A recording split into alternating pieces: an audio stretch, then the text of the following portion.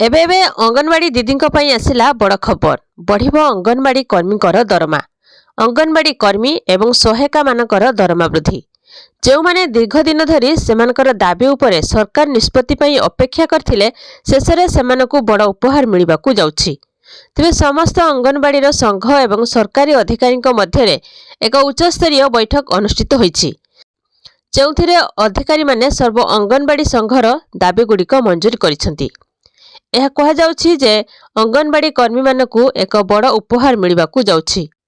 एही बैठक समय विभिन्न प्रसंग उपरे आलोचना करा जाइछि।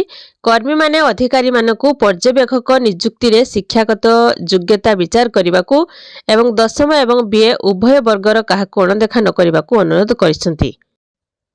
तेबे मुख्यमंत्री मोहन माझी बहु जल्दी अंगनवाड़ी कर्मी एवं सहायिका मानकर दरमा वृद्धि करिवे।